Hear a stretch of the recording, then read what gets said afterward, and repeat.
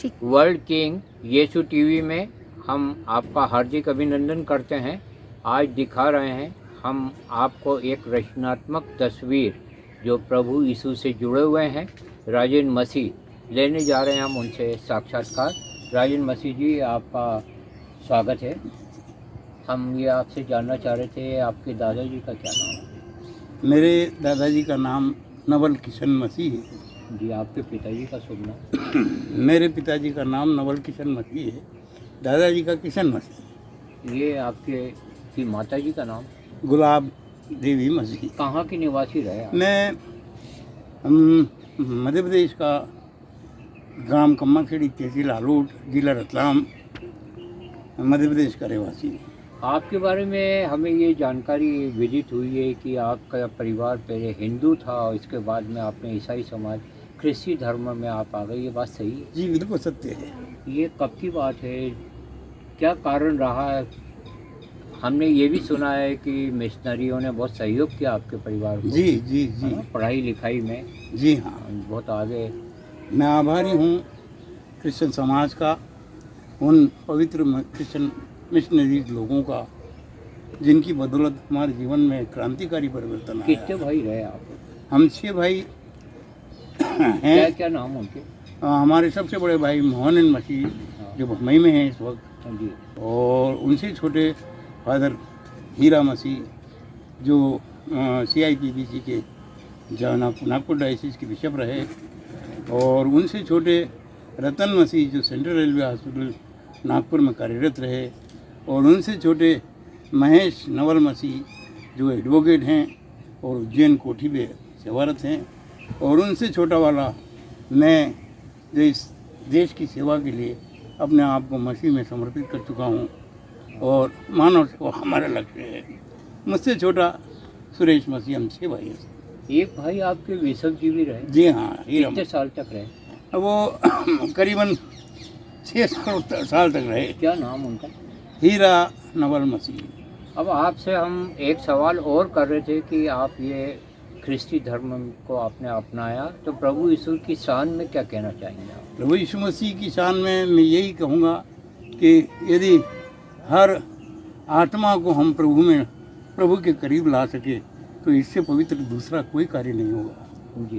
क्योंकि एक पवित्रता का नाम प्रभु यीशु मसीह है। जी।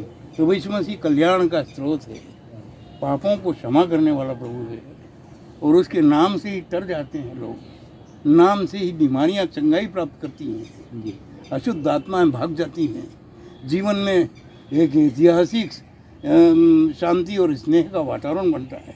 आपको सुनने या पढ़ने में कभी ऐसा आया है कि किसी ने अपने शत्रु को क्षमा करने का कहा हो? मैंने आज तक के जीवन काल में किसी भी शास्त्र या किसी भी समाज और धर्म के द्वारा ये नहीं सुना किसी से भी कि जिसके प्रभु ने जैसा मसीह ने दुश्मन को भी अपने समान प्रेम रखो का नारा संदेश दिया, और दुश्मन के साथ अपने पड़ोसी से अपने समान प्रेम रखने का आह्वान किया, ऐसा संदेश मुझे अन्य किसी समाज और धर्म में नहीं मिला। आपने बाइबिल पढ़ी होगी, तो बाइबिल की क्या अच्छाइयाँ आप बताना चाहेंगे, क्या कहना चाहेंगे, क्या संदेश पहुंचाना चाहेंगे आप? बाइबिल एक वो शास्त्र है जो अंधकार में ज्योति का काम करती है, और बाइबल से कभी भी हीन भावना, किसी से द्वेष और मेल की भावना उत्पन्न नहीं होती है। बाइबल में उद्धार का काम है, बाइबल पवित्रता में लाने का एक जरिया है, और बाइबल उद्धार का शास्त्र है, और बाइबल से जीवन का परोपकार ही नहीं, जीवन कल्याण का मार्ग प्रशस्त होता है। बाइबल प्यार भरा और प्रेम का संदेश देता है, ईश्वर प्रेम है की कहानी सुनाता है। बाइबल में प्रभु यीशु मसीह से लेकर परमेश्वर तक की बातें प्राचीन काल की भी लिखी हुई हैं। सृष्टि के इतिहास से लेकर के सृष्टि के अंत तक के बयान किए गए हैं प्रभु यीशु मसीह के बारे में, और प्रभु यीशु मसीह का जो संदेश है वो पवित्र सुसमाचार के नाम से बाइबल में उल्लेखित है। यदि कोई बाइबल पढ़ता है तो इससे कल्याणकारी उसके जीवन में कोई परिवर्तन नहीं हो सकता। बाइबल पढ़ने से सारी द्वेष, सारा मेल, सारा विरोध समाप्त हो जाता है। बाइबल से पवित्रता आती है।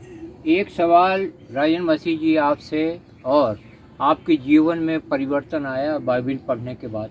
जी हाँ, मेरे जीवन में ही नहीं, मेरे मेरे मेरे परिवार के अन्य लोगों के अंदर भी कूट कूट कर परिवर्तन आया है। एक चमत्कारिक परिवर्तन हुआ है, और वो परिवर्तन ऐसा कि हम सारे संसार की संपत्ति भी लगा करके अगर आज की स्थिति को प्राप्त करने की कोशिश करते या खरीदने या मोल लेने की कोशिश करते तो भी वो चीज़ नहीं मिल पाती जो बाइबल से हमें मिल रही है। ये प्रभु यीशु के महिमा में कुछ सुनाइए। आप कवि प्रेमी हैं, काव्य प्रेमी हैं, सुनाइए, आपका स्वागत। जी जी, मैं प्रसन्न हूँ इस बात से कि आप जैसे पवित्र लोग जो इस चैनल के माध्यम से, जो प्रभु यीशु मसीह is the king of world जो चैनल का नाम है, वो ये चैनल भी वाकई प्रभु की शान में एक शानदार काम करने वाला है। और इससे वो संदेश जो हमें घर घर जा कर के सुनाने की ज़रूरत थी, वो आपकी इस चैनल के माध्यम से पूरी होती है। मैं संसार के समस्त प्राणियों से आह्वान करता हूँ कि उठें और आज ही प्रभु यीशु मसीह के नाम को ग्रहण करें। प्रभु किसी चीज़ के लिए कोई मोल नहीं मांगता। प्रभु यीशु मसीह कहते हैं कि जो कोई मुझ पर विश्वास करेगा उसका कल्याण होगा, उसका उद्धार होगा। पापों की क्षमा करने वाला इस संसार के अंदर सिर्फ एक ही प्रभु है, जिसने कहा पापों को क्षमा करने का अधिकार सिर्फ मेरे पास है। बाइबल कहती है कि मार्ग, सत्य और जीवन मैं ही हूँ, बिना मेरे द्वारा कोई पिता के पास नहीं पहुँच सकता। ये प्रभु यीशु मसीह का संदेश है। और मैं संसार के सभी लोगों से आह्वान करता हूँ कि बाइबल को ग्रहण करना, प्रभु यीशु मसीह को ग्रहण करना कोई बुराई नहीं है। प्रभु यीशु मसीह ने किसी व्यमनस्ता की बात कतई नहीं की है। प्रभु यीशु मसीह ने अपने शत्रुओं से अपने समान प्रेम रखने का आह्वान किया है, जो कि अन्य किसी भी शास्त्र या समाज में मुझे नहीं मिलता है। मैं प्रभु यीशु मसीह के नाम के करीब आकर अपने आप को मसीही कहकर बहुत उत्साहित हूँ, खुश हूँ। और ऐसा लगता है कि मेरे मृत्यु के बाद मेरा जीवन जो होगा वो अनंत जीवन होगा, जहाँ नाश नहीं होगा, जहाँ मौत नहीं होगी, जहाँ सिर्फ ज़िंदगी और ज़िंदगी ही होगी। ये प्रभु यीशु मसीह की देन मेरे साथ है। आज के साक्षात्कार का हम अंतिम सवाल करने जा रहे हैं। आपको मालूम होगा भारत में धर्मांतरण का आरोप लगा के चर्चों पे हमले हो रहे हैं। नारायणपुर में, छत्तीसगढ़ में ये वारदात हुई, ऐसी कई वारदातें होती हैं। इसके बारे में आप क्या प्रतिक्रिया व्यक्त करना चाहेंगे? ऐसी घृणित घटनाओं का प्रथम तो मैं कटु आलोचक हूँ और आलोचना करता हूँ, और मैं भीख किए दया उस समूह से मांगता हूँ जो ऐसी घटनाओं को अंजाम दे रहे हैं। वो अंधेरे में हैं, उनसे मेरा निवेदन है प्रकाश में आए। प्रभु यीशु मसीह एक ज्योति है, और वो ज्योति पवित्रता और प्रेम का संदेश देती है। और जो प्रभु यीशु मसीह वो बाइबल के पास आएगा, वो स्वयं ही इन चीज़ों को त्याग देगा और स्वयं प्रेम करने वाला और प्रेम कराने वाला, प्रेम देने वाला और पवित्र हो जाएगा। इनसे कोई किसी को कुछ मिलना नहीं है, कोई किसी को बदल नहीं सकता, कोई किसी का धर्म परिवर्तन नहीं करा सकता। धर्म बदलने की चीज़ है ही नहीं। धर्म तो तब बदलता है जब इंसान का मन बदलता है, आत्मा बदलती है। यदि कोई मेरी आत्मा बदलता है, मेरा मन अपने प्रेम से प्रभावित कर देता है, तो यकीनन मैं बदल जाऊंगा, क्योंकि प्रेम से बड़ा कोई ताकत नहीं, प्रेम से बड़ी कोई हीरे जवाहरत नहीं, प्रेम से बड़ा कोई दौलत नहीं। एक सवाल अभी जनता की ओर से मीना मारिया का आया है, बड़ा महत्वपूर्ण सवाल है और वो हम आपके सामने मसीह जी रख रहे हैं। मीना मारिया ये पूछ रही हैं कि आप प्रभु के बारे में और क्या कहना चाहेंगे, और ऐसे लोगों को सद्बुद्धि देने के लिए क्या कहना चाहेंगे आप जो ऐसी घृणित कार्रवाई कर रहे हैं। और वो ये भी पूछ रही हैं क्या ईसा मसीह वापस आएंगे। इसके संदर्भ में मैं यही कहना चाहता हूँ कि सुनो, दुनिया में फिर दूतों का घेरा होने वाला है।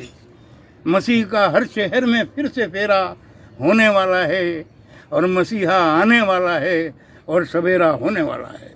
और जो ऐसी घृणित कार्रवाई कर रहे हैं उनसे मेरा निवेदन है कि सारी धर्म भावनाओं से उठ कर के और सारी द्वेष और सारी वैमनस्यता की भावनाओं से ऊपर उठकर राष्ट्र प्रेम में मसीह के पीछे हो लें। मसीह आपसे कुछ नहीं छीनता। प्रभु यीशु मसीह देता है, प्रभु यीशु मसीह किसी से कुछ मांगता नहीं, वो कुछ चढ़ावा नहीं मांगता और किसी प्रकार का कोई प्रतिबंध नहीं। हर समाज, हर धर्म के लोगों को पवित्रता के साथ पुकारता है, प्रभु मेरे पास आओ, मैं तुम्हें जीवन दूंगा। क्या बात। राजेंद्र मसीह जी का ये साक्षात्कार हम सारी दुनिया में प्रस्तुत करने जा रहे हैं। प्रेम, करुणा, दया, क्षमा, संयम सब कुछ है हमारे प्रभु यीशु में।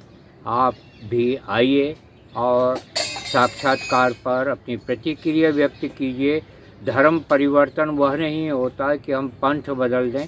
धर्म परिवर्तन तो तब माना जाता है जबकि कोई व्यक्ति या कोई संगठन धर्म को, धार्मिक व्यक्ति को अधार्मिक बना दे, एक अच्छे व्यक्ति को जेबकट बना दे, एक अच्छे व्यक्ति को शाकाहारी को शराबी बना दे। लेकिन बाइबल में ऐसा कुछ भी नहीं लिखा है। आप अपनी प्रतिक्रियाओं से अवगत करवाएं। जय भारत, जय विश्व। नमस्कार।